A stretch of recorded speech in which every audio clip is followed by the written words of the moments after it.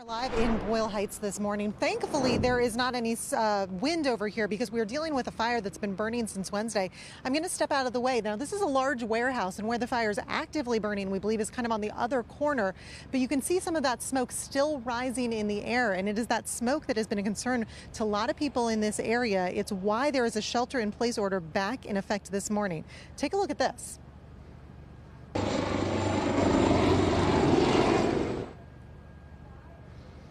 Once again last night, helicopters were brought in to try and help firefighters get control of this fire.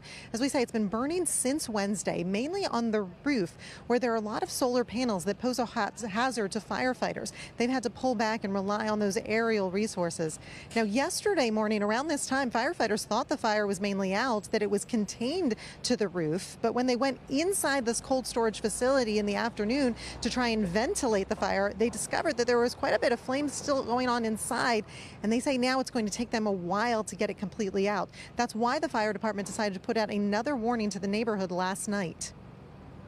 It is because of the smoke. So if you smell smoke in the air, it is products of combustion just from a normal fire. None of these additional hazards that were there and have now been mitigated.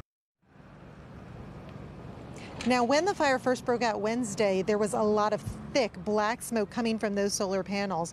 Firefighters were worried about toxins, but the AQMD has been monitoring air quality in the area. They're saying they don't see any particular hazardous materials in the air, just regular smoke, which of course does pose a threat to people in this neighborhood. So as we come back out here live, there is still this shelter-in-place order because of the smoke.